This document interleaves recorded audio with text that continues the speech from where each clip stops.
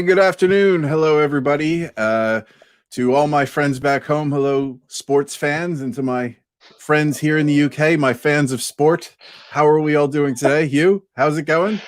Mate, we've got to keep with good morning, sports fans. I think the sports fans intro is perfect for us. You know what? I actually thought about this, and it was just something that kind of came to me where I wanted to have some sort of an intro, and I Need thought, a good morning, catchphrase. sports fans, and then fans of sport. I think that may be it moving forward. Good morning, Let, sports let, let, fans. Yeah. let's use that for now.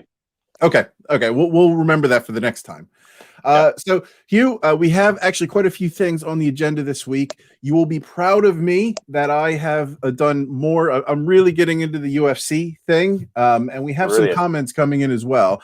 Now, I like doing the comments from last week as our first segment each week because I respond to the comments. I manage the channel largely, and Hugh is like the talent that comes in. I couldn't really afford anybody, good looking or intelligent, and he was my friend, so we could get him in, which is great. And I don't want you to feel like I'm knocking you. I just really appreciate the time you give and the input.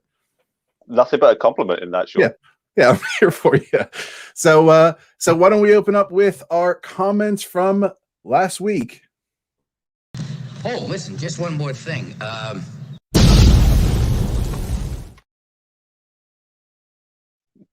Subscriber comments. By the way, for everybody who doesn't know, Columbo is my favorite superhero. I'm not even kidding. Favorite superhero.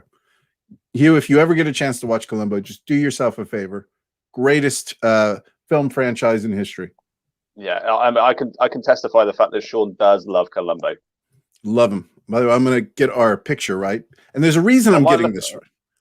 Yeah, no. But there's actually a reason for this. It has to do with one of the comments we've had. I'm going to start backwards a bit because we had a comment from somebody. So I've replied to these comments with my point of view. But I'm going to start with this because let me share my screen here, Hugo.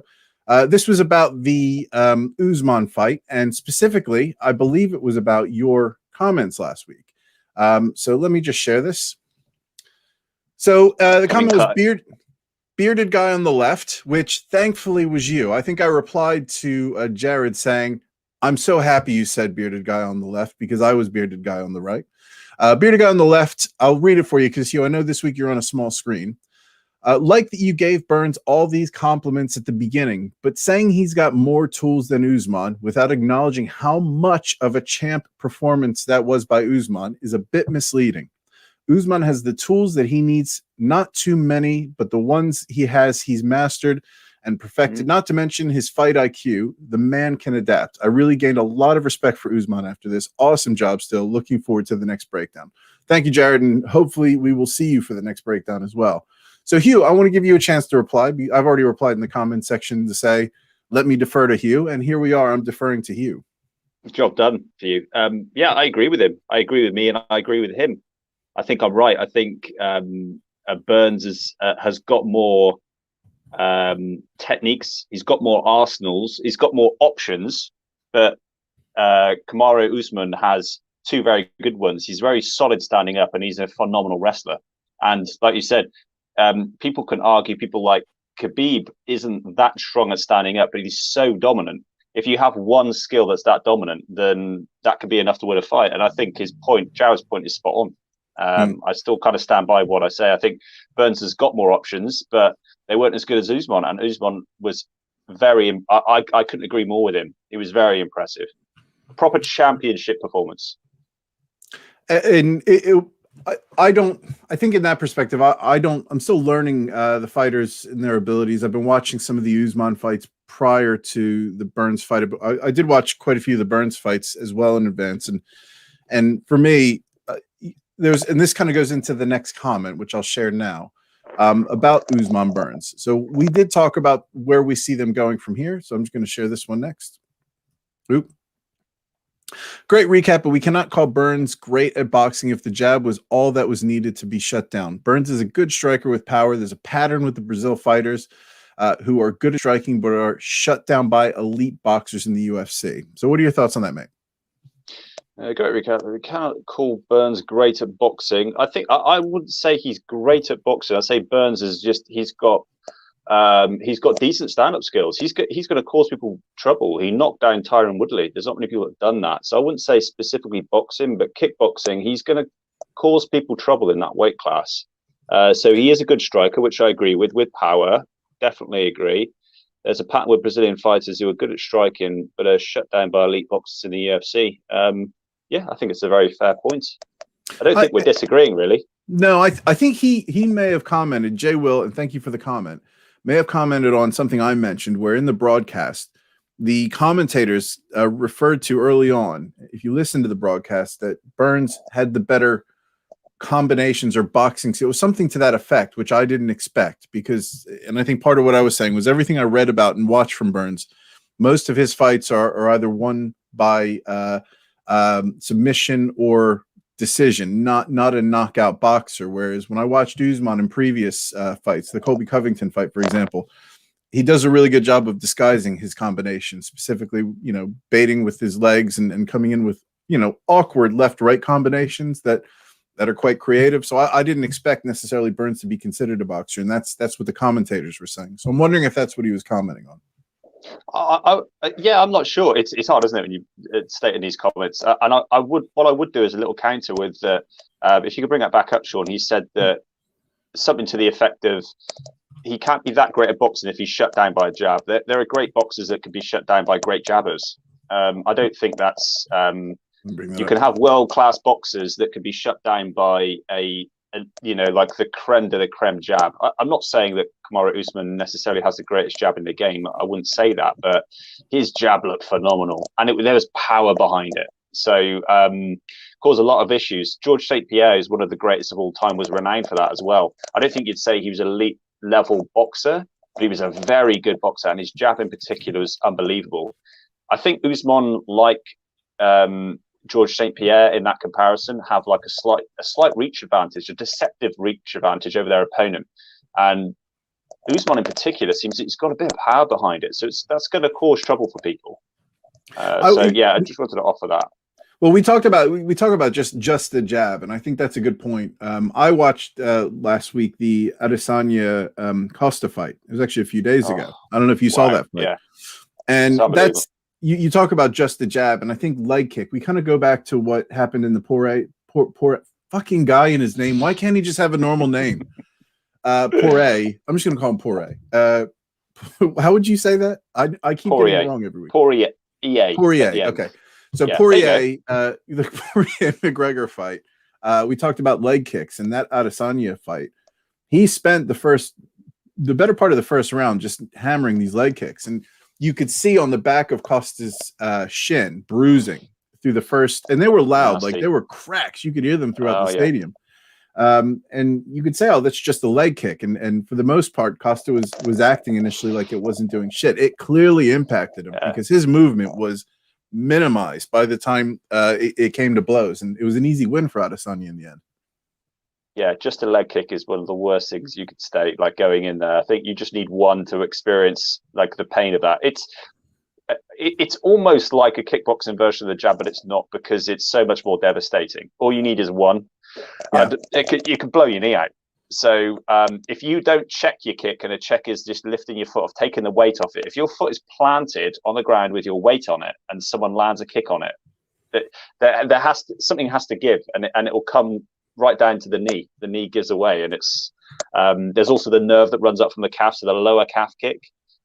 People's legs and feet have gone numb off the bat, and you see them. They can't. They tread on their toes. It loses total feeling. So Adesanya got in Costa's head in that fight, and I think Costa was trying to do some ultra alpha stuff and prove that they weren't hurting him, which was a stupid play, because Adesanya looked phenomenal in that fight and ripped him apart. I don't think that stopped him. I don't think Adesanya at any point was like, oh, he's acting like it doesn't hurt, so I'm going to just try something else. I think he's smarter than that. I think that move is just idiotic.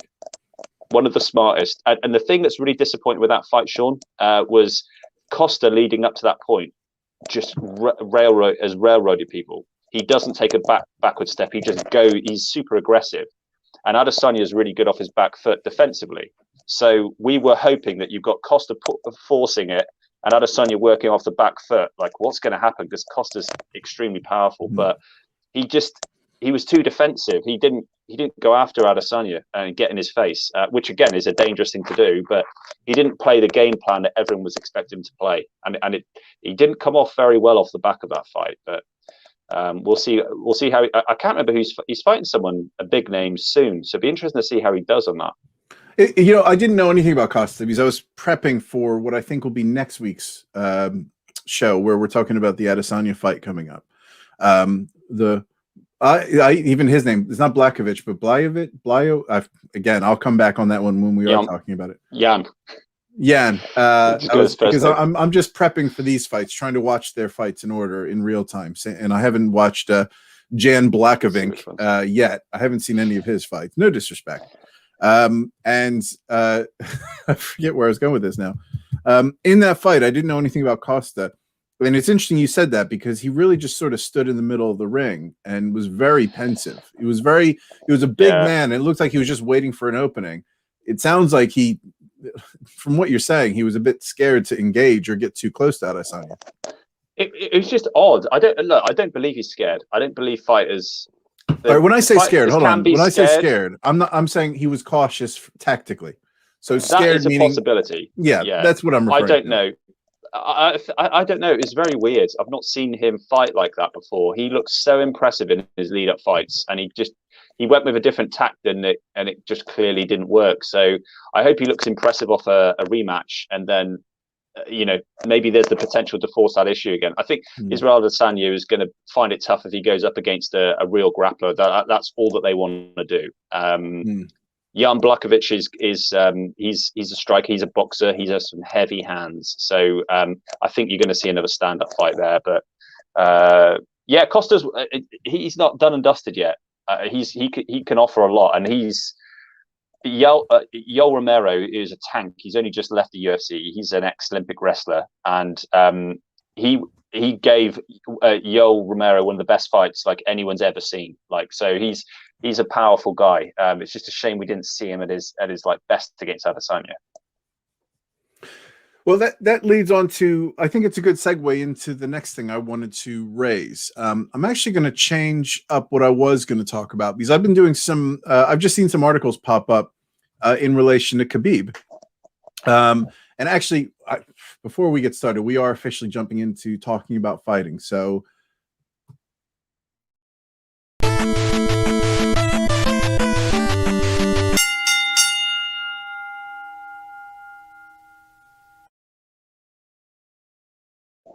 I have to do that. I think for future reference, I'm not going to be able to play that on the videos where we break these up into smaller segments for anybody that's watching it, because the only video that we have that's not getting any views whatsoever has that intro, and I wonder if it has something to do with the Mike Tyson Punch Out theme being blocked. I don't know.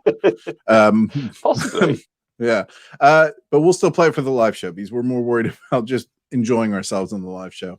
I wanted to get your take on this because I'm still learning, and I wanted to watch a bit more of Khabib. And for the uninitiated, Khabib is an interesting character and a boring fighter to watch in my initial impression. Boring, okay. No, not boring, but I found myself when I watched all three boxers fighters between Poirier, Gaethje, and Conor taking on Khabib. So the last three fights that he took on, and I watched those because the conversation is about Dana White referring to who would be the next fighter, and this was the second article leading on from that.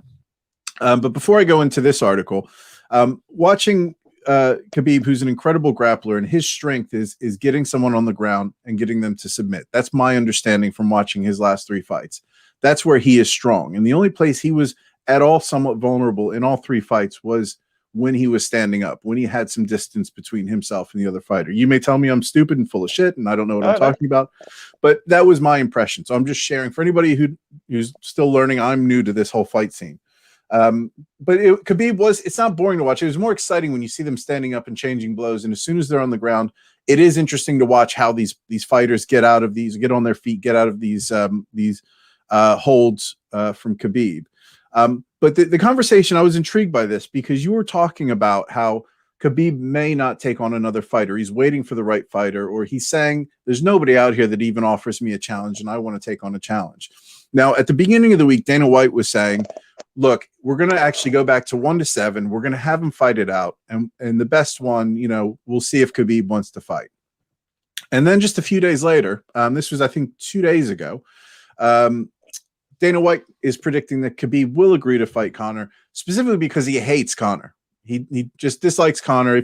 I watched the end of the Poirier fight, and there was a lot of respect between the two fighters after the Conor victory. And for those of you that have seen this, I'm sorry I'm rehashing it, but it's new to me. He was taunting Conor as he was on the ground. Clearly there is bad blood there, and that didn't go away at the end of that fight. And I'm reading between the lines, because when I watched those three fights, I thought Conor was the one who gave Khabib the most trouble in those three fights. Would I be accurate in saying that? I would agree with you. We're saying trouble. He won I believe he won a round. He won the third round, in my view. I think Conor comfortably won the third round. I think that's common consensus as well. And actually did a very good job with takedown defense as well. Like Khabib he's going to get you down, especially if he pushes you against the cage. He's going to drag you down. But Conor did really well to start with. I think it's underrated at how well he did initially. And remember, he did have a bit of time out of the ring as well, and his training was focused on just that rather than going for the kickboxing. But yeah, I think your assessment of him doing better than the other two, I think, is very fair. He lasted longer. Yeah. Well, and he won a round. I think there was second round. I think definitely first round. Khabib got him down, but I felt like Conor wasn't out of control, or he seemed to. He was conserving energy. Second round, Khabib got him down again, but was smashing his face in, pounding ground. It started.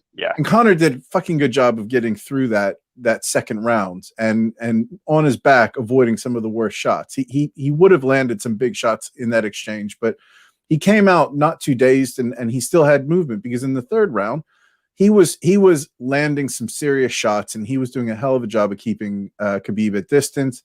Then the fourth round, I think he was probably a little bit gassed from those exchanges in the third round. He spent 2 rounds on his back, a third round trying to be the aggressor. Fourth round, he's down on his back in submission. In comparison to Poirier, who he was gassed from the first attempted grapple, from what I saw, and he did land a few shots, but they were kind of flaily, and you could see him huffing. And I felt like Khabib comfortably won that. And then the Gaethje fight, that didn't even look like it was even that close. I thought Poirier, if anything, landed more serious blows than Gaethje. So I'm wondering if, just to sort of summarize, I'm sort of going on here, but I'm wondering if Dana does see Conor McGregor as the best, most viable option if he can get his shit together. And that's kind of what I'm reading between the lines on, trying to motivate Conor to train and show up to the ring prepared for Khabib and give Khabib that one last match, because there's bad blood there. I don't think it's a case of Conor getting his shit together to fight. Conor would love that rematch to try and get redemption. He would do anything to get that match. It's Khabib that doesn't want to sign the dotted line, and I don't see it happening, because Khabib has too much to lose and not enough to gain. I'm a fan of both of them. I love Conor for what he does as a fighter. I respect him. And I think he's a lot of fun. He's hugely entertaining. Khabib, I just love for his non-emotionalness, his dedication, and I absolutely love watching him dominate people on the ground. I find it fascinating. But I know that for the less serious fan, they might find that more boring. People tend to prefer stand-up fighters as they do to grapplers, because it's just people don't quite understand what they're looking at. But once you've even got a very basic understanding, which I do, of grappling, you can't help but appreciate how good Khabib is at that. Like, maybe the best ever in the UFC that we've seen. So, okay, the fight itself, his coach, Javier Mendez, this is Khabib's coach, he said, I think it was maybe prior to McGregor, Khabib's most scariest opponent is Conor McGregor. The person that could defeat him is Conor McGregor standing up, and he could get knocked out by him. So that was coming from his coach, and I think that they know and respect his stand-up game.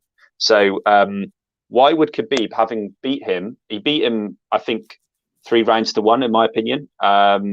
He dominated that fight largely, apart from a round. Why would he risk everything? The hate, the build up in that fight was very stressful for both fighters.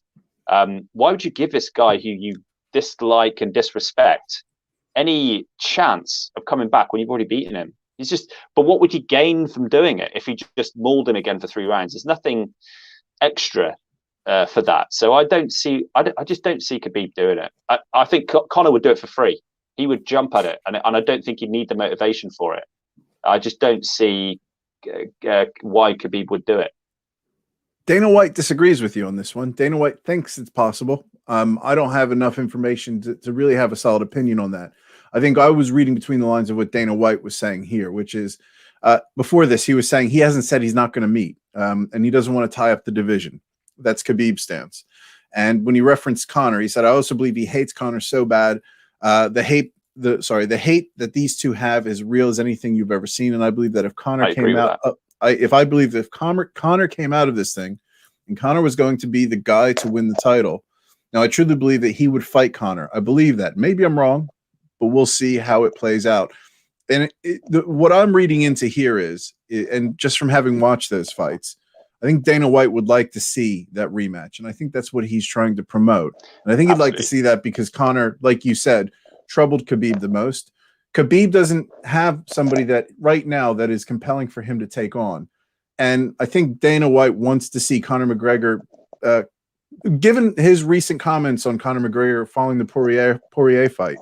The uninitiated, I thought Conor represented himself all right after being off. Dana White felt like the way he was moving, the way he was not defending those leg kicks, he did not come in. He came rocking up into Abu Dhabi, Yas Island on his yacht, and was not really prepared. Didn't look like somebody who had taken the fight seriously. And I think he wants to see, reading between the lines, a dedicated Conor McGregor going through these fighters again post Poirier and coming out on top, so he can try to negotiate that Khabib Conor rematch. Yeah, so Dana White, I have a mixed opinion of him. Overall, I really like what he does, but he's a promoter, so he is constantly trying. But he has a big sway in what fights happen as well. I do believe he's not the. There is a team of people that actually match up the fights, but he's part of that process for sure. So yeah, of course he would love those two because they're the two biggest stars in the UFC. He would love them to fight again. And I think the pay-per-view record was either on that fight or it's in the top 2 at least. So yeah, it's one of it. And if they had a rematch, you're guaranteed the sales are going to be huge off it. So I know that he would want that to happen, but that's the only fight they've taken together, right? They've only fought once. Only fought once, yeah. So I mean, I think that's compelling enough for Khabib to take. I mean, if he wants to really cement himself as the greatest, and somebody's come up as the #1 contender twice, bad blood or not, or even somebody who's challenged him the most, surely he would want to even make that his last fight, beats McGregor comfortably if that's what he's expecting. He can then retire and say that he was the best ever. Okay, so I think that I've just had a data warning, Sean, saying I've gone through. Are you on your phone or in your data signal? I didn't realize. I thought. Well, jump on the Wi-Fi because I think your phone will work fine on the Wi-Fi. I thought you were on the Wi-Fi. Sorry, mate. No, I thought I was. Let me just get this sorted for a minute. Yeah, so while Hugh's getting sorted, I'll fill everybody in. He's having a bit of Wi-Fi issues today because Hugh lives in the middle of nowhere, surrounded by nothing but fields.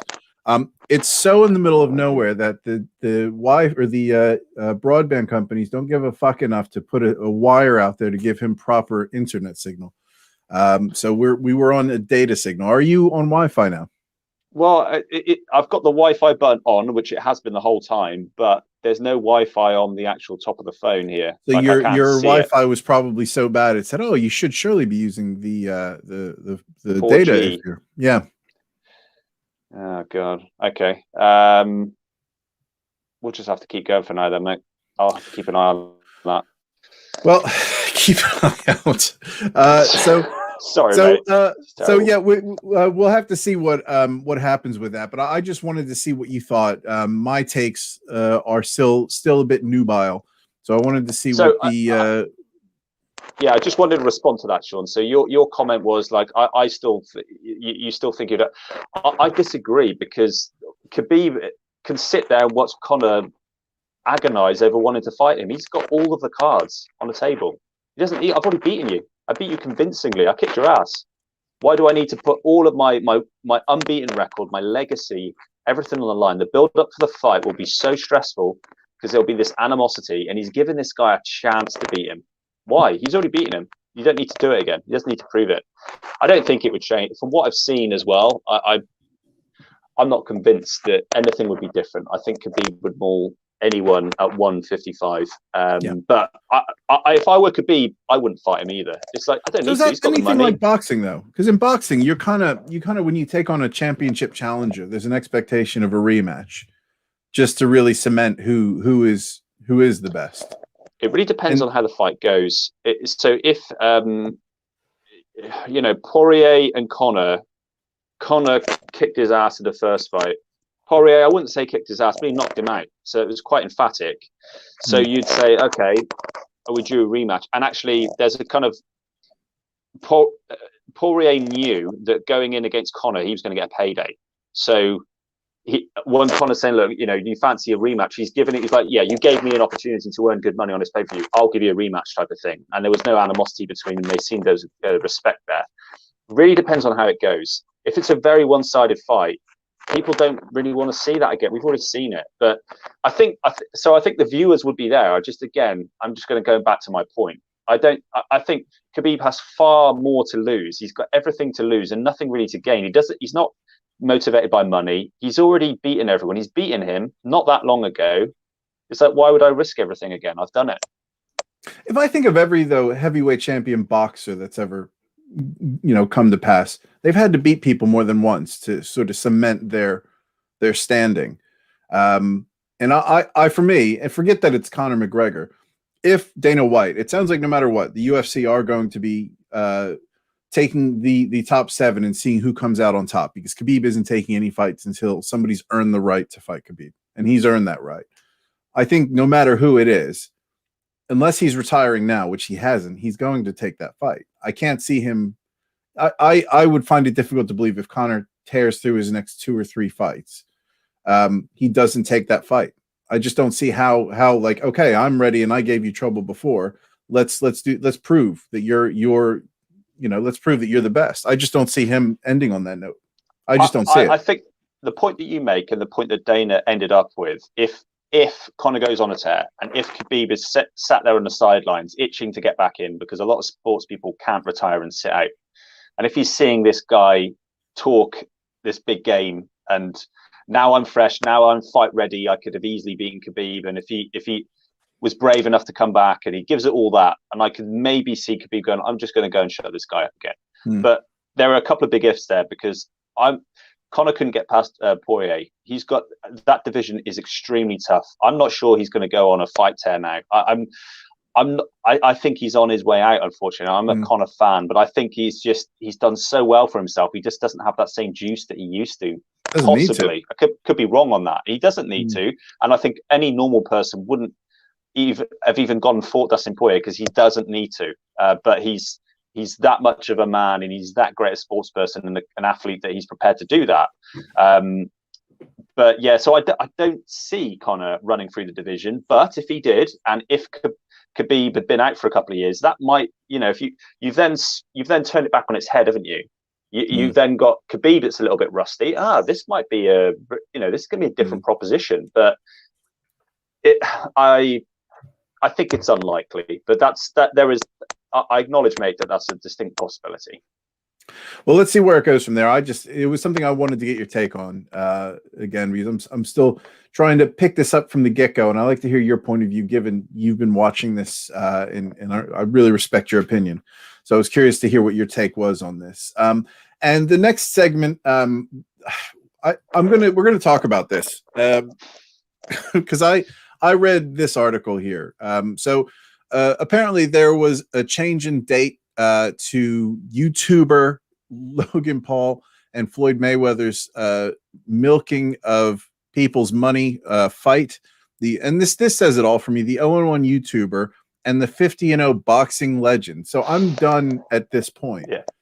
I can't, and we touched on it last week. I can't stress enough how disinterested I am in paying for this fight. This fight is a scam in my view. It's just Mayweather and Logan Paul trying to milk a payday.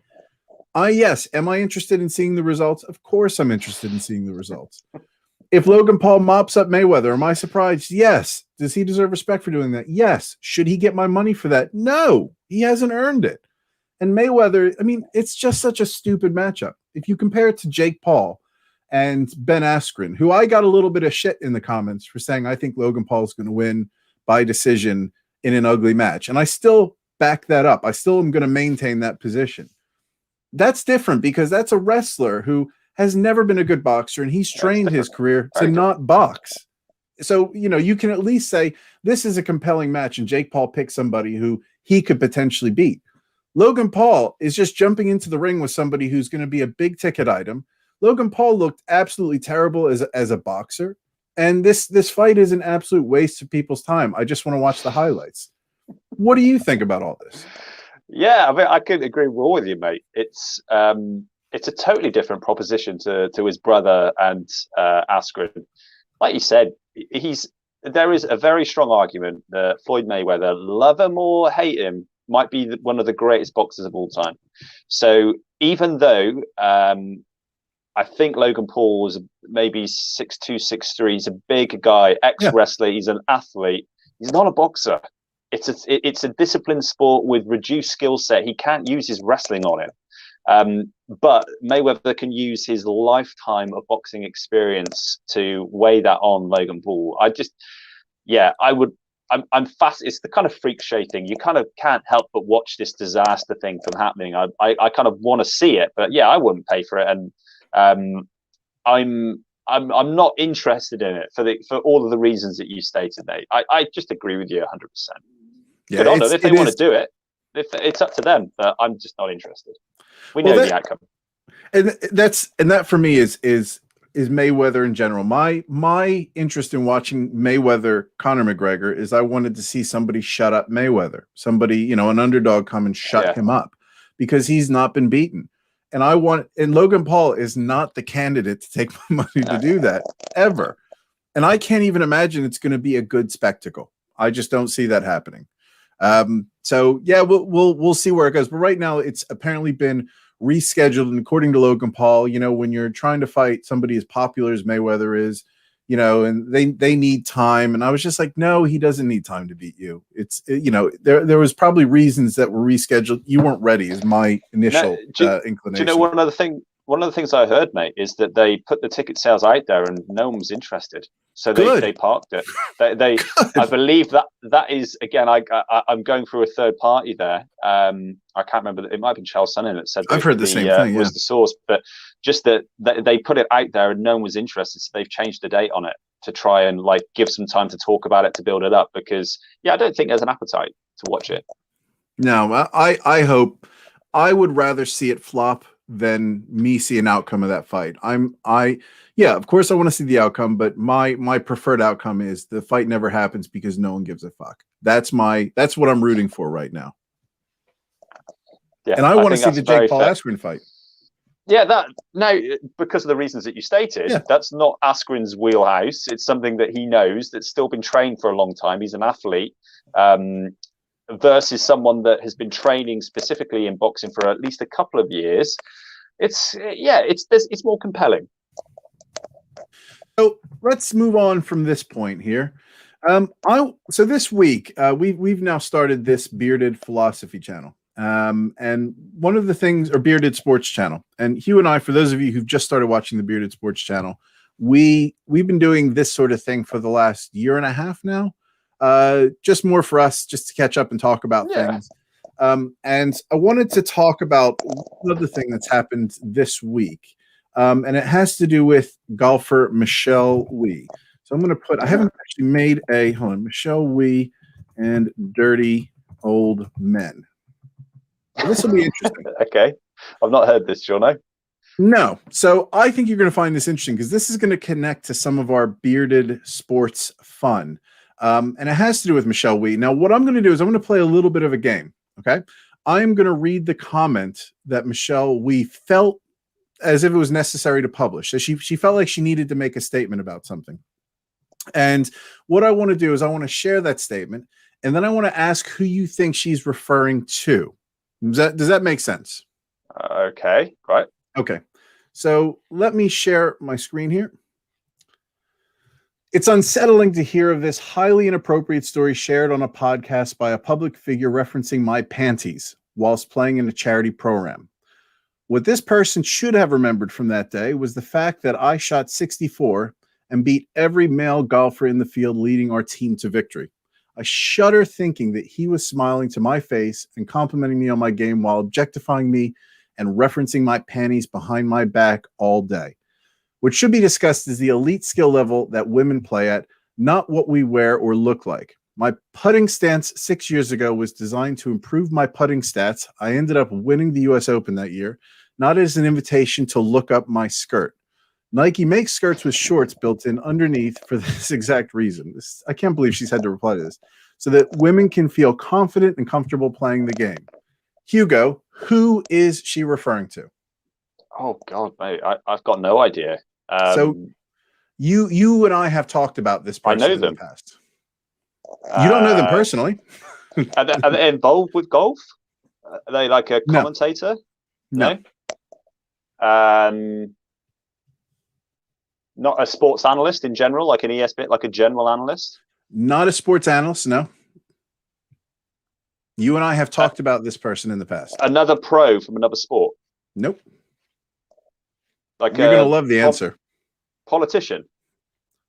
Well, how about this? Do you want me to show you, or do you want to keep guessing?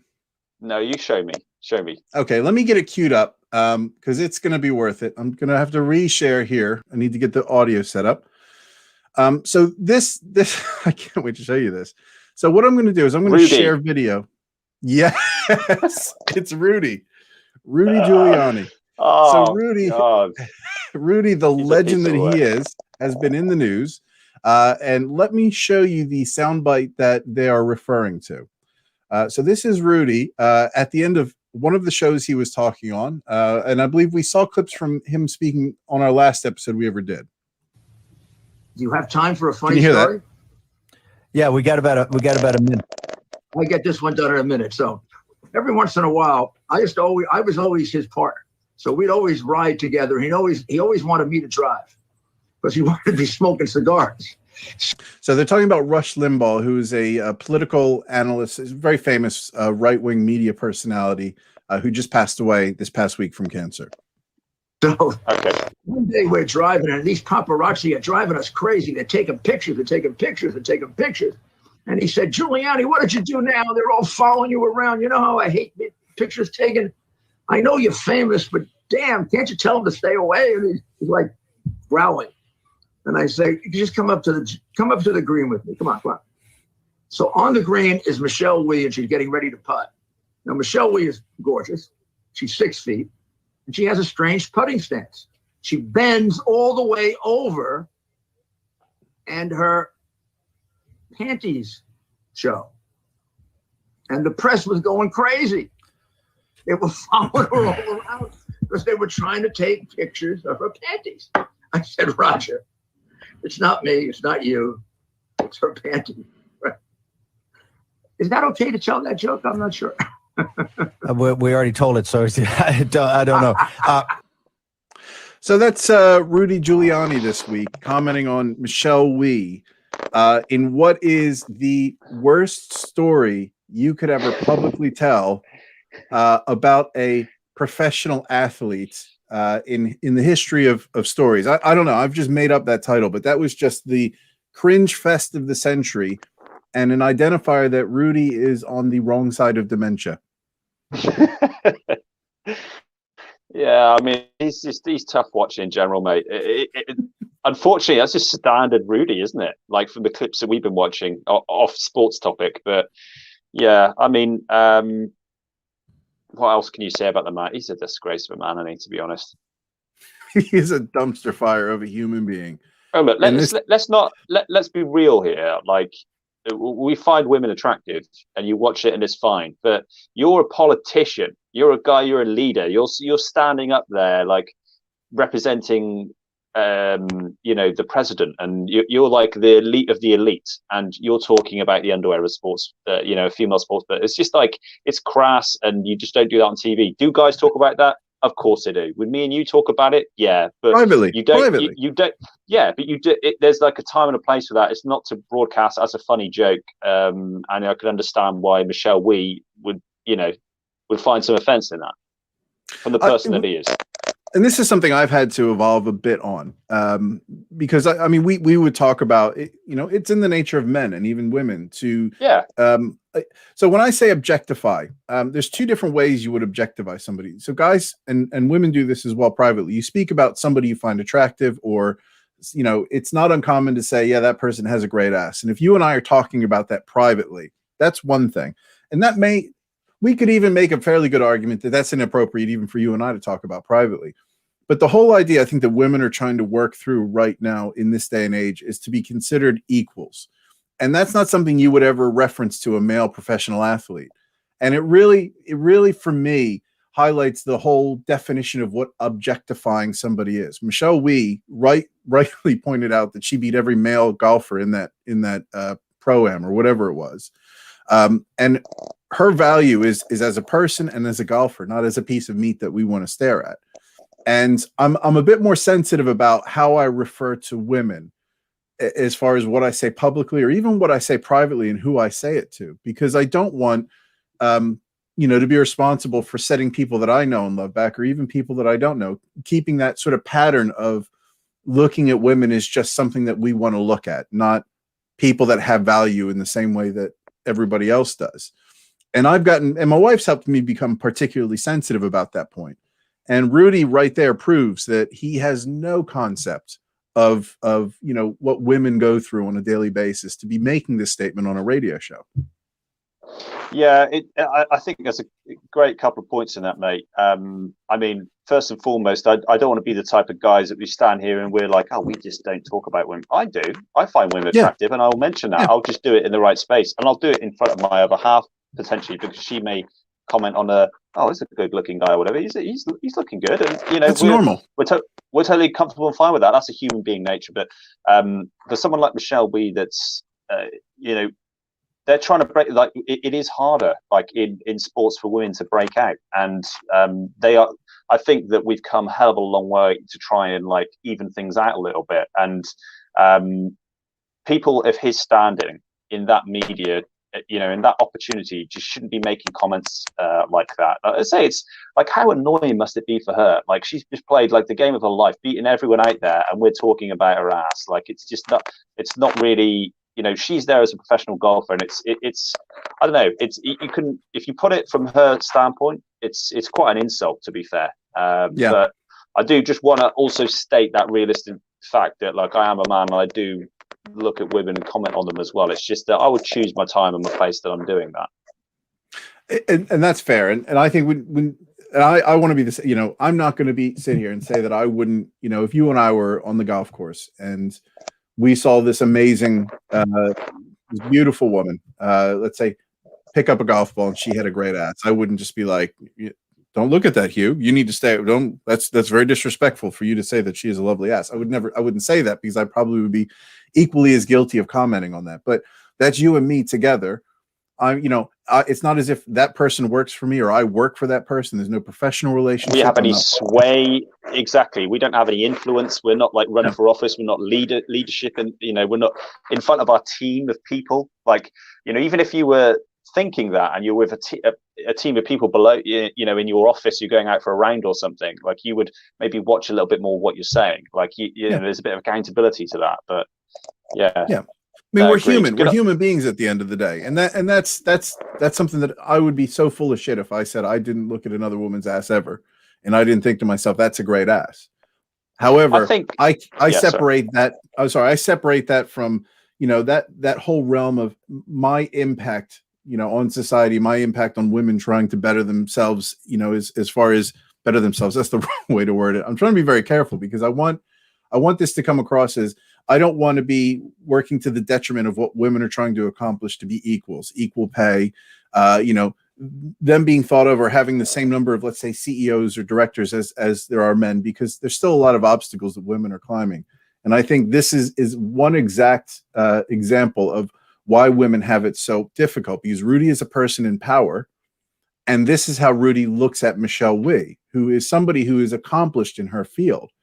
If this isn't indicative of sort of prejudice or the objectification of women that's holding them back, I don't know what else is. Yeah, it's a classic example of why we're not quite there yet. I want to state that I feel like, in general, slightly off the sports topic, but we should celebrate beauty, and there's nothing wrong with that. Well, I mean, we used to, and look, there are better looking human beings out there than what you're looking at right now. And there's a spectrum of people that are beautiful, and it's fortunate. It should not be the be all and end all. But do you know what? Like, a beautiful person is great, great to look at for a man or for a woman, and we shouldn't deny the fact that that's there. But when you're in the circumstances, if I'm hiring for a role, I'm not going to, you're beautiful, aren't you? And like talking about that, it's totally unprofessional. And I really, that's very much the same with what he's done. Like, if it's the time, and it's really. There is a balance to be had with accepting that it's there, but it's just in the context that you bring it up, and where that information is being broadcasted, I think, is really important. Yeah, it's that awareness, and there was a voice inside. I always find it intriguing to think about. When you make statements like that, you rehearse that in your head before you go ahead, and in his head somewhere, he rehearsed that conversation, that retelling of that joke. And in his head, that was going to be gangbusters. That was going to kill. That was him finishing this interview with his big win. And that says a lot about that person, that was in his head going to be a well-received story. And look, I actually give him, the credit that I give him is, in his naive head, his deluded head, he was making a joke that his friend is saying that's in the news because he unfortunately passed. Is making a comment that the paparazzi are there for him because it's because of Giuliani, and then actually it's not. It's Michelle Wie. So that's the joke that he was getting at. But the way in which it kind of he communicated it didn't come across like that. So actually, his intention of the joke. Let me share this funny story with you. You're kind of like, he thought I was the famous, but actually it was Michelle Wie. You're like, actually, yeah, I can see it's not a killer, but like I could see where he's getting at. But the way in which he put it across really revealed a bit more about who he was about, and came across as a little bit insulting to Michelle Wie. Well, I think it's not so much about they were interested. The press weren't interested in Michelle Wie as a golfer. They were interested in her panties on show. That's what exactly, mate. Yeah, yeah, and it's clear distinction. It's degrading a human being to, you wouldn't necessarily say that about DJ Dustin Johnson bending over. He's got a great ass. I'm just going to say it. He's got a great ass. But DJ bending over, we're not saying, the press are taking pictures of his ass. But he's making the assumption that the press are taking pictures of Michelle Wie's ass, and they're not. They're taking a picture of Michelle Wie, doing what she does best, which is, I want to see Michelle Wie swing a golf club. And yes, she is very beautiful, but that's not part of the conversation on her being a great golfer, a great person. It's a sidebar. Yeah, fair point, mate. Interesting story. Judy's still at it. He's endless conversational pieces, just endless. Rudy is. The gift that keeps on giving. It's incredible. So this week, moving on. So those of you who are watching who may subscribe to the beardless. Oh my God. The Bearded Philosophy channel. We are going back into regular reviews, and I think it's the 35th anniversary of Rocky IV. And I watched last night. So Andrew, my friend Andrew, who he subbed for Hugo before we've come over to do sports. We're going to be talking about Rocky IV. But what I wanted to bring to the sports channel was the realism of the situation that propagated itself from the Russian rocking up on the scene, fighting Apollo Creed, and then taking on Rocky in Russia.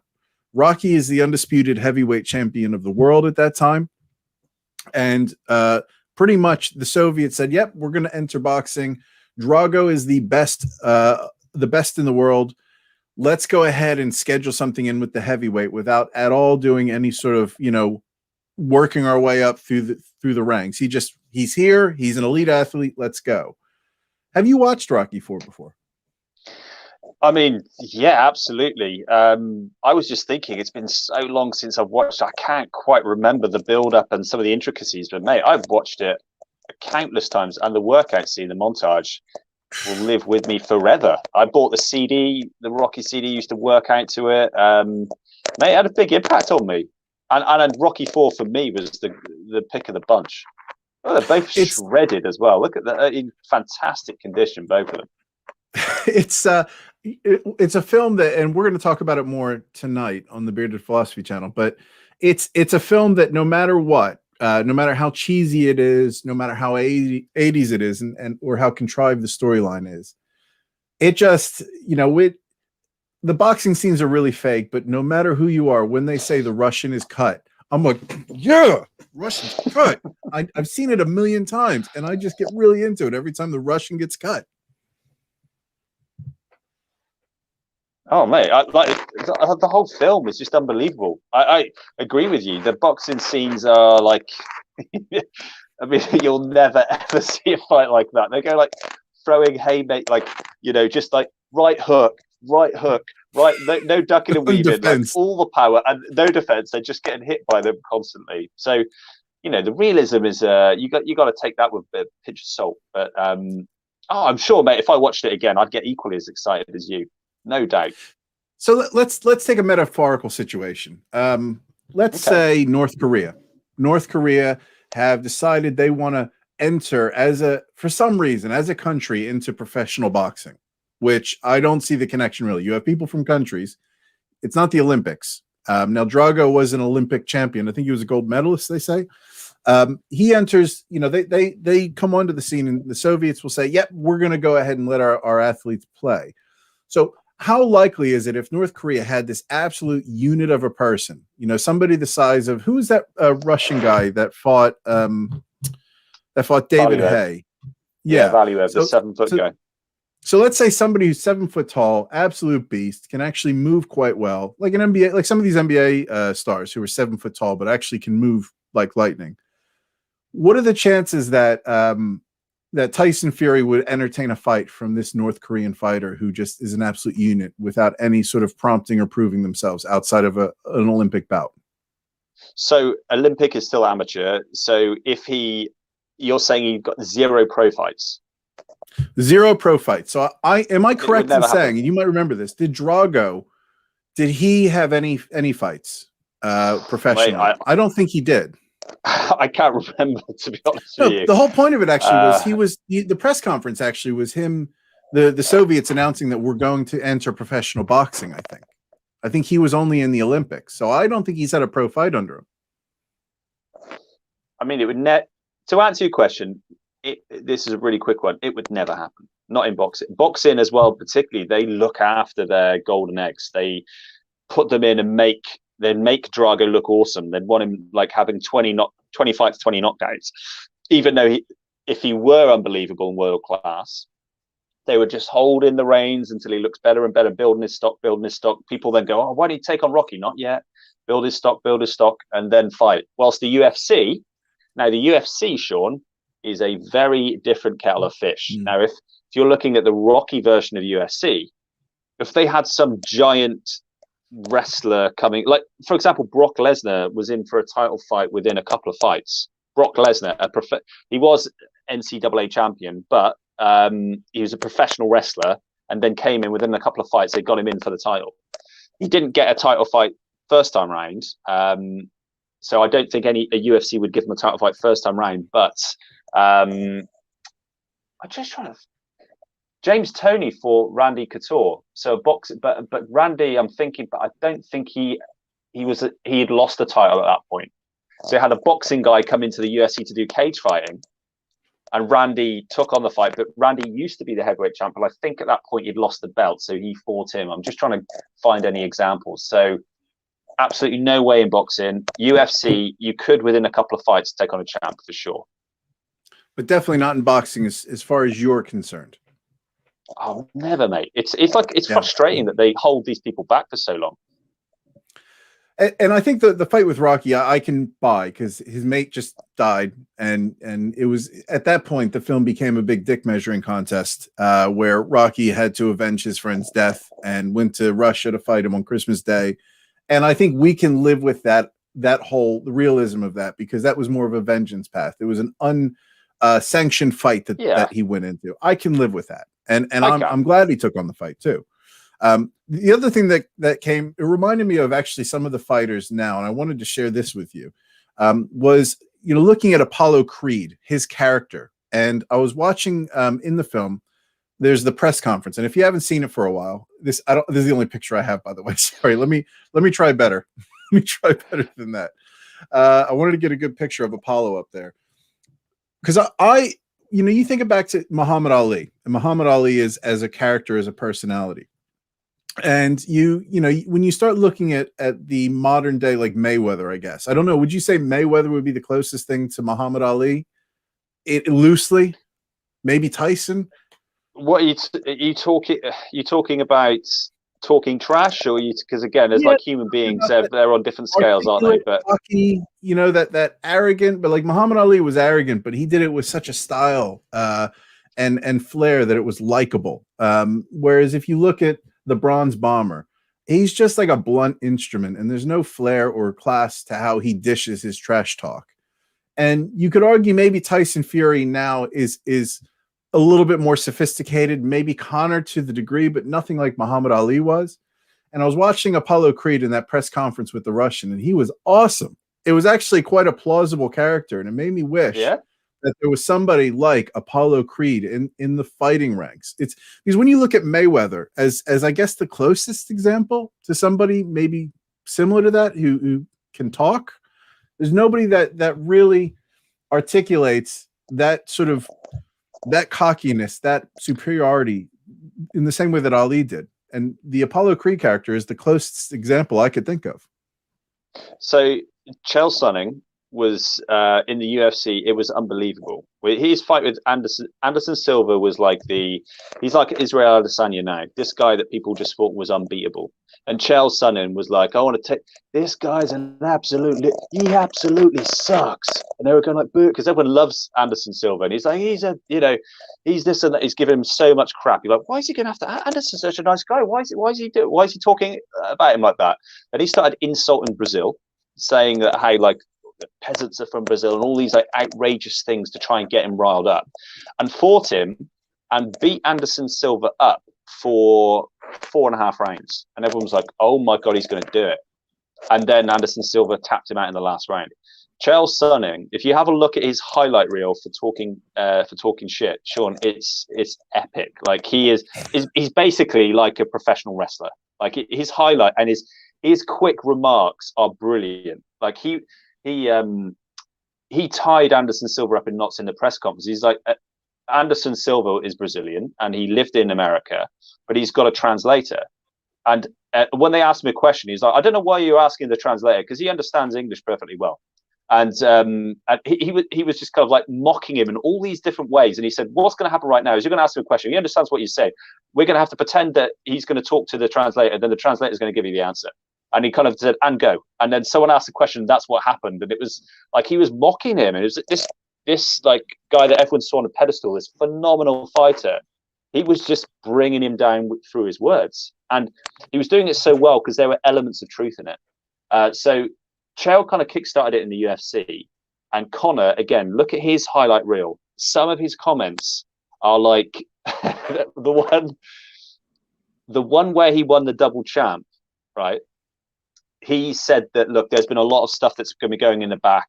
Basically, there was a lot of shit talking going on. And Conor just said there's a lot of back and forth and a lot of talking going on. I just want to apologize for absolutely nothing. And then the crowd just went, Ray! It's like proper wrestling style. So there's a couple of characters in the UFC that do it. And actually, Ben Askren is brilliant on the mic. He's so good at insulting people as well. So I can't remember Apollo's Creed to answer your question. So I'd have to see that. And I can't comment too much on boxing personalities right now. I follow that a lot less, whether there is or isn't. But I know there have been a couple of people in the UFC, and Conor in particular. I think you've got to give him his dues, mate. He's just so sharp with his comments. Conor, and that there's points where Conor has fun. his moments, and there's times where Conor's a bit much. And I think the Mayweather fight specifically, because that was one big trash talk fest. I mean, they did a tour of trash talking, and there was points early on that were brilliant. Conor was brilliant. Mayweather, I've never really been impressed with his trash talk. It's just he walks around with money, and I just can give a shit about that. Yeah, and it's not clever.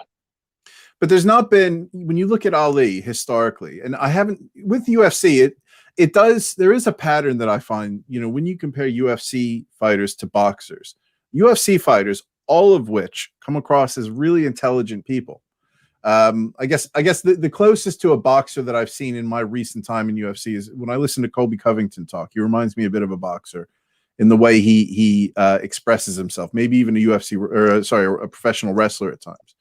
But the UFC fighters, they are so much more articulate than the boxers, and I think part of that is just the nature of the sport. I think boxing is absolutely a lot more dangerous than the UFC is for those fighters. Agreed.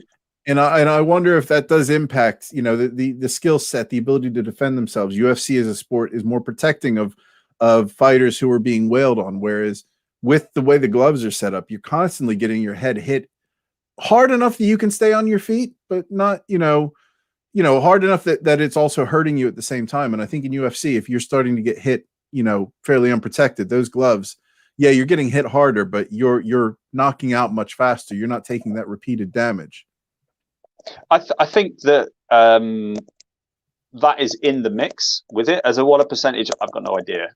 But what I think is a bigger mix of the percent, that's also in the mix, which I think is a bigger influence, is the fact that the UFC is governed by the UFC. There's no WBO, WBA, multiple organizations that you have. You have then these fight promoters. So you have opposing promoters. Which fight is it going to be under? So it's WBO, and it's got to be with Frank Warren, or if it's Eddie Hearn, and you've got there's so many people tangled in, which makes boxing a lot more kind of corrupt, and we don't get the great matchups as quickly as we would like Mayweather Pacquiao. That went on for too long. That should have happened earlier when they were in their prime.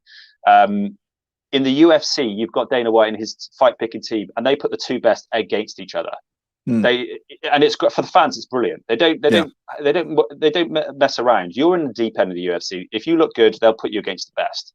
So my point. The difference is that you don't need to promote yourself in boxing because you have a promoter to do that for you.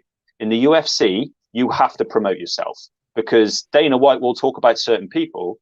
And what's become obvious is the more people that tune in for the pay-per-view model, the more money you get paid.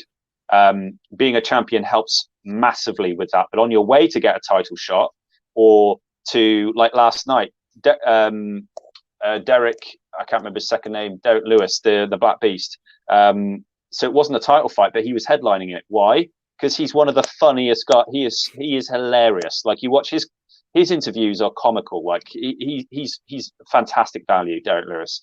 So, but you have to promote yourself on the mic. So the mic, like Chael Sonnen says, it pisses Chael Sonnen off when they've got the mic and they say, "Who do you want to fight next?" They're like, "Oh, I'll fight whoever. I'm here. I'm game. I want to be champion. I respect people. Let's go." It's like, no, you've got to say, so-and-so's an asshole. I'm going to smash his face or whatever. Like this loser, everyone's scared of it or whatever.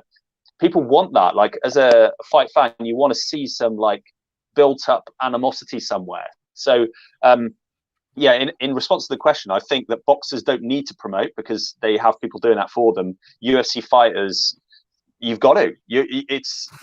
Because entertainers get paid more money. Well, I was just how we connected those points too. I think when we see boxers moving forward, we're not going to see. I think we're going to see more of that articulate fighter from the UFC than we are from boxing. I just don't see us seeing a second coming of Muhammad Ali. I don't think. I think he was an exceptional fighter, but he was just as an entertainer. He was an exceptional, just an exceptional person in that regard, and you just don't see that in boxing anymore, and even to the same degree in MMA. I don't know that I've seen personally. Maybe Chael Sonnen is the closest example to who's the most like Muhammad Ali, you know, in this day and age, as far as their ability to talk trash and to be braggadocious in a way that's quite clever and creative. If you're watching this, in the comments, let us know who you think would be the closest to Muhammad Ali in this day and age. And if you do get a chance, watch from this conversation, watch the, and I'd recommend doing it. It's on Prime. You can get, if you have a Prime membership, watch the press conference with Drago and Apollo Creed. And it's brilliant when you watch it. Yeah, watch it again, because it just made me think, why can't we have boxers, you know, because that was very much what Muhammad Ali was like to a degree. Apollo Creed was really intelligent, really good at comebacks, and, you know, just said all the right things at the right time. And I find that you just kind of get those little moments of gratification with fighters when they are trash talking. You don't get the class of trash talking that you got from Muhammad Ali or Apollo Creed, if I can mix that in. I think Conor is probably. I think Conor was better than Chael. Chael was more like some of Chael's were a bit cringy, like it was a bit WWF. Conor's was smarter. Like I think, again, this is before Conor made his billions. His press conferences were hilarious. Like he's got multiple great. They were saying, did you see the one where he was wearing shades, Sean? No. Wait, which? They said, like, so Conor McGregor, he's just new to the UFC. He's on the corner that people don't really know him at this stage. He's stood there with sunglasses on inside. And like, oh, you kind of, Conor, you sat there you're new to the UFC, you got your kind of sunglasses on, and you know what your thought was. He goes, look, I just come here, I do two things. I knock people out, and I look good doing it or something, and I'm doing one right now. And he just shut up. He just didn't say anything else. It was just, and he said it better than what I said, but it was along those lines. I knock people out, and I look awesome, and I'm doing one of them right now or something. And it was like, it was so sweet, and everyone was like, who's this guy? Just straight away, you know, he's on the outside, and all of his like his quick remarks were just awesome. There was someone, he was saying like you know, he's the king of a division, and then someone at the back, Jeremy Stevens, who's a hard hitter, said, you know, I'm the hardest hitter in this division. I'm gonna, you know, he said, yeah, I'll take you on, I'll knock you out, or whatever it was. And so Conor's response was like, who the fuck is that guy? And then the audience just like, he didn't respond to it. He didn't go, oh, you wouldn't touch me. He didn't. It was just like, who the fuck's this guy? And the audience loved it. It was like stand-up, you know, like a stand-up comic roast type of thing. So yeah, I would say Conor's. I'd give him the crown. I'm interested to see if who people would pick above that. It reminds me of there was a comedian. I'm gonna see if I can find it. There was a comedian. Have you ever heard of Greg Proops? Not Greg Proops. Greg Giraldo. Greg Giraldo. Sorry. Oh, I've heard of him, but I don't know who he is. I've heard the name. Let's see if I can find it, because it just reminds me of how yeah, I think I found it. Is this the one? How language has changed so drastically over the last 200 years. And Greg Giraldo is talking about the difference between like a letter home from somebody in the Civil War or Revolutionary War versus, it was at the time Greg Giraldo's passed away, a Desert Storm person, you know, Desert Storm soldier writing home to his wife. So let me play that for you, because it kind of reminds me of how, as we get older, as we get a bit more evolved as people, our language goes absolutely pear-shaped, and we're not nearly as articulate as we were 40 years ago or 100 years ago. I think that's fair. Well, we do have it easy in this country. We've had it easy, and now times are getting crazy. Katrina, that was, you know, I thought all during Katrina was like, man, how many people must have been blackout drunk down there during that time? And just, shit, I've been so wasted in New Orleans. I can only imagine like coming to in the middle of all that and thinking, oh shit, what did I do? Dude, was I near a dam ever? Was I near a dam at one point last night? What the hell happened? I heard a lot of people saying that during Katrina, you know, that the poverty was revealed, and then we saw that there was, you know, poverty in our country. And that's kind of true. People don't want to admit that there's poor people in our country because you don't think about it. In our country, too often poor people, you know, they just look like black people. So you're like, well, shit, you don't think of them as poor people. You don't think of them as poor people until they come floating by on a car door with their kids in a cooler, and you're like, holy shit, that dude's poor, huh? Look at that. He doesn't even have a bass boat or nothing. What the hell is he thinking? Floating around on a car door. They kept showing the looting footage of those guys stealing. This beer. isn't it. The It's same coming. Clip of them stealing beer from the liquor store, and everyone was, was blown away that someone would steal beer. Look at those people stealing beer at a time like this. Can you believe it? Can you believe they're stealing beer at a time like this? Fuck yeah, yeah! I can That's the believe time to do it. I can believe it. If I was dirt poor and I was left behind in a major American city and I had to doggy paddle through sewage to find a roof to sleep on, I might want to get fucked up. I really might want to. You know what I mean?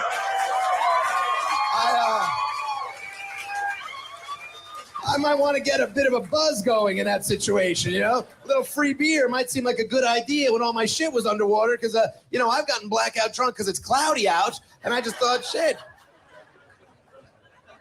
I actually heard people complaining about countries that we helped during the tsunami not helping us during Katrina. Well, with those people we helped, they ain't helping us now. First of all, they did help us. And second of all, how much help do we expect these spoiled Bangladeshi fishmongers, those no good bastards living high on the hog over there while we're underwater, those fucks, they must have something they could have sent over, maybe at least a half-eaten blanket laying around. I'm sure they had a half-eaten blanket. Sorry, it is coming. Let's face it, our reading and writing skills in our country, every day. This is the bit I was talking about. How shitty our schools are. They just keep getting worse all the time. I read a book. It was filled with letters that soldiers during the Civil War had written to their girlfriends back home. These guys were kids. They were 14, 15-year-old kids. Most of these guys had never even been to school. But every single letter in the book was incredible. Every single letter was like, "My dearest Hannah, this morn finds me racked by the fiery pangs of your absence. I'll bear your cherished memory with me as I battle the forces of tyranny and oppression." Now, think about what the typical letter from your average modern-day soldier to his girlfriend back home in, like, New Jersey's got to read like, "Dear Marie, it is hot as fuck out here.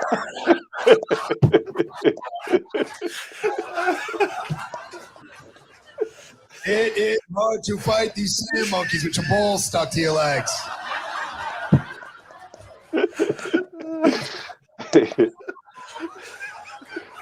It is very, very hot out here because I am in the desert.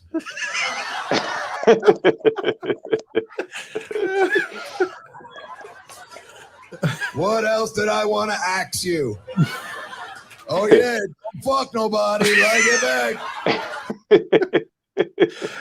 Yeah, I don't know why they occurred to me. It's one of my favorite. I would say that's one of my all-time favorite bits from a comedian ever. It's so true. It's so well portrayed.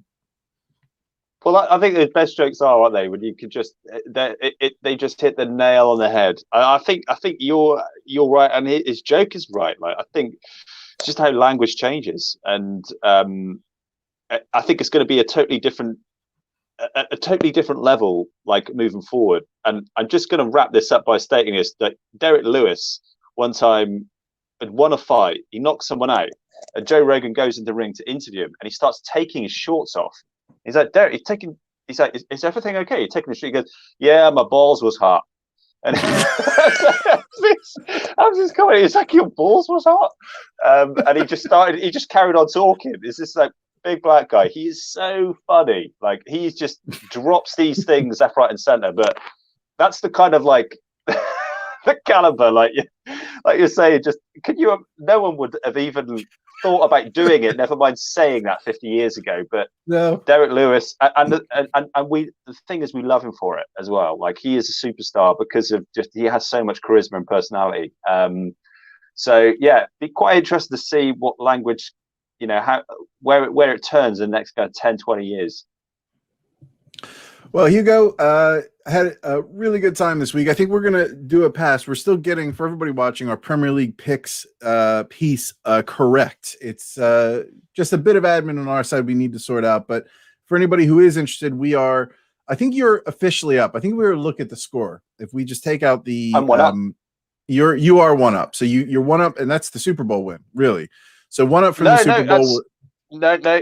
For me and you in the Premier League picks right now, apart from the game that's going on in the background, which I don't know the score, I'm winning. I've got 7 right and 8 wrong, and you've got 6 right and 9 wrong. So I'm one up on you. Then the Super Bowl, I've got 1 up on you.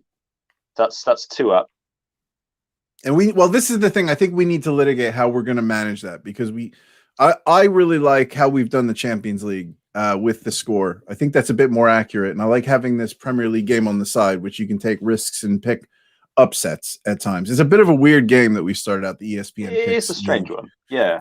And my view is we just call that a 10-pointer or something like that for the season.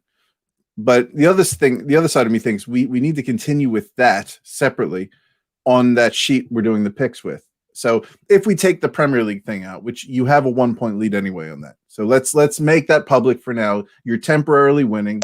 Yay, happy days you. I think if get it in now while you can. You won the Super Bowl pick, so that's 1 point. We're even for the Champions League. So technically you're 2 points up, but that's still an in-progress piece. So I think we need to litigate how we're going to manage that. And I haven't decided if I want that to be the game that we're inviting our viewers to play. I want something where we can have people jump in and compete week to week, and I still haven't found the right thing because right now, everybody who hasn't joined us on the ESPN League is now lost. They're behind. Yes, somebody can get caught up and pick, but I can't look at it in isolation and say, here's who's won this week and forget about the overall. So that's something I'm still trying to come up with, but let's figure that out. Can I give you my thoughts and let us know in the comments below, like what your thoughts are? But I think me and Sean just play this out. Like you're right. Like we've got an edge now because we've had an extra week, and people, we're still trying to find our feet on this format. We build this up by just talking about what we're doing right now. Then the start of the next season, the start of the next tour, like if there is the Euros this year or if there's a tournament, then we can give people notice, and you've got like a week, at least a week idea, a couple of weeks. We'll keep talking about it. And then, sign up. This is how you sign up, get involved early, and let's have some fun that way. But there's always me and you, and that carries on. And I think for now, let's just carry on me and you, and we can talk about it. And we can talk about the results, how we got on, who's winning and why, and just have some fun, giving each other some stick for it. But I think it's difficult to do right now. But I think there's no excuse for us not setting up in advance for the next Premier League or the next big footy tournament. Well, I think next week we'll pick up on because we'll have a few things to pick next week. We have, I think is 2 weeks, the Adesanya Blakovic. Yeah. So that's 2 weeks. 2 weeks time is 6th, isn't it? 6th of March. So we're going to preview that next week. And I need to. I've spent a lot of time looking at Israel Adesanya. Watched some of his interviews, seen some of his fights. I need to get my head around Jan, and we can pick that up. And I think that I like the idea of having a point scored for choosing the winner. And then we get extra points in let's say the fights for choosing the round and the method of the victory. Yeah, like it. Okay. So you can, let's say we both get the method or the round wrong. You get a point for at least guessing who's going to win that fight. Yeah. And so and then bonus points for guessing the round and the method. So we could both get points for I guess if you have the losing fighter, the person who, I'm struggling to get this out here. So you get points for the person who wins. Then the next thing you get points for is the round, and then the method, and then the next one is the method. There's 3 scorings. Yeah, who wins? Oh, I can't speak. Yeah, no, you can. I've got it totally. Yeah, so the winner, the round, and the method. Yep. And then next week we'll have our picks ready. So if we share, we're going to have a central document. Let's get those set up, and then we can. I think before we go live, let's put our picks, put our scores down for the next week on the game week, and then we can update people with the scoring. But right now, Champions League, we still have the second half of the first leg of the round of 16 coming up. We still have the second half of the first. Yeah, the second half of the first leg. So we haven't even seen all of the first leg. Halfway through the first leg. Yeah. All right, Hugo. Well, we'll I'll do a bit of a preview, probably just a quick video, just to let people know what we're going to be talking about on Sunday. I think you have an IT thing to sort out from your end. I did send you the thing on Starlink, so have a look. Elon, he's got satellites flying overhead. It's high speed. Not until the end of this year, supposedly. In Canada, there's people that have ordered it. That's where I got the idea. There's somebody I watch on YouTube, and he lives in the middle of nowhere, Edmonton, and he should be getting his Starlink equipment shortly. No, I can order it, but it won't be there until the end of this year, at least. Well, let's anyway. We have a week to get that sorted. And until then, Hugh, thank you so much. Look forward to catching up with you next week. And everybody, please subscribe, comment, and as you've seen, if you do comment on the videos, we will be sharing that each week in our comment section as we start the video. I will be dividing these out and sharing the different sections. So like, subscribe, join the group, and we look forward to speaking to you soon. Awesome. Take care, mate. See you later.